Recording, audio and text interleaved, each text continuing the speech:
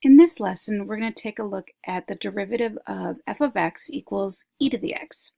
So this is the beginning of chapter 3, where we work with exponential functions and logarithmic functions and their derivatives.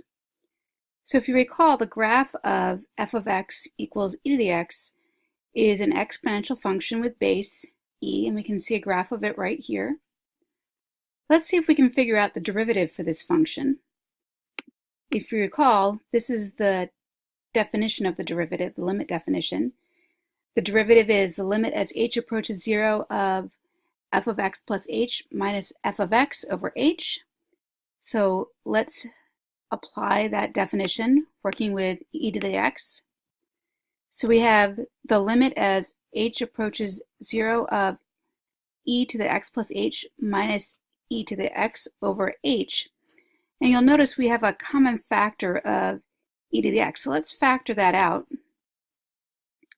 So we have the limit as h approaches 0 of e to the x times e to the h minus 1 over h. And if you notice here, h approaching 0 doesn't really impact the e to the x part. So let's separate that out. And what we really need to focus on here is what happens to this quotient as h approaches 0, and you might think we have a problem here because we'd have 0 in the denominator. Well, let's go to Desmos and see if Desmos can help us with this problem. So you can see I've entered e to the h minus 1 over h into Desmos, and I've created a slider for h. So this is substituting different values in for h and seeing what we get. So I want to see what happens as h gets closer and closer and closer to 0. And you can see the value here gets closer and closer and closer to 1. So if we go back here, the limit as h approaches 0 of this portion right here is just 1. So that means that the derivative of e to the x is just e to the x.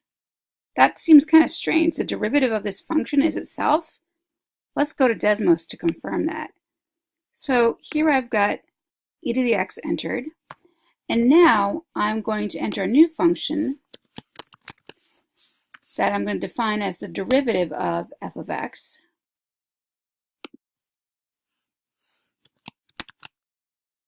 And look, it graphed right over top. So there's e to the x, and there's its derivative. And in case you weren't quite sure, we can also create a table of values. If that didn't convince you, let's create a table of values.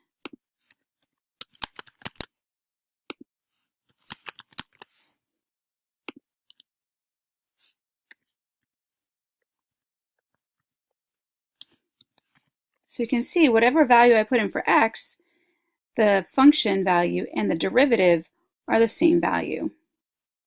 So now let's take a look at some examples of finding the derivative. So we've got these 3 examples here. For this first one, we're going to treat 3 as a constant, and we're just going to take the derivative of e to the x and multiply it by 3. So dy dx here is 3 times e to the x.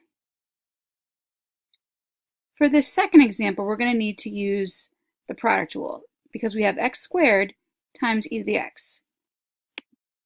So let's begin by taking the first function here times the derivative of the second. So x squared times the derivative of e to the x. Then we have to do the second function times the derivative of the first. So we have plus e to the x times the derivative of x squared, which is 2x. And if you want, you could actually factor out the common factor of x and e to the x. That may be helpful in the future when we're analyzing these functions for critical values and for concavity. And finally, let's take a look at this example where we're going to need to apply the quotient rule. So we're going to have the denominator times the derivative of the numerator. So that's x cubed times e to the x minus the numerator times the derivative of the denominator all over the denominator squared. And you'll notice we have some common factors of x squared in each of these three terms.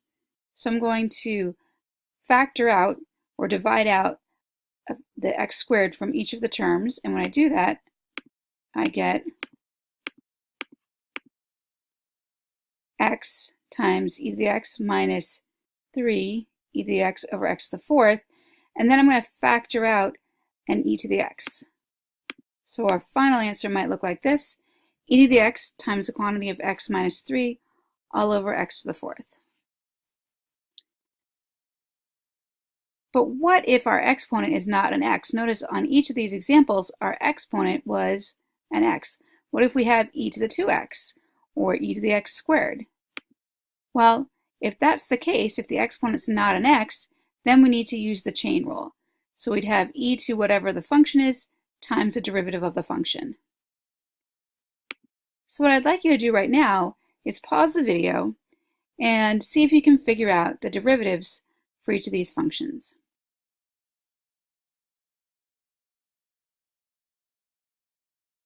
So hopefully you've had a chance to find the derivative for each of these functions. Notice each of these functions is e to a power, but the power is not x. Here we have e to the 8x, here we have e to this quadratic function, and here we have e to the square root of x squared minus 3. So for this one, the derivative of y equals e to the 8x would be e to the 8x times the derivative of 8x. So that would just be 8 times e to the 8x. For this one, when we take the derivative, we're going to have e to this power, but then we have to take the derivative of the power. So that would be e to the negative x squared plus 4x minus 7 times the derivative of this quadratic, which is negative 2x plus 4. And last but not least, this one's a little bit messy. We'll have e to this power times the derivative of this power.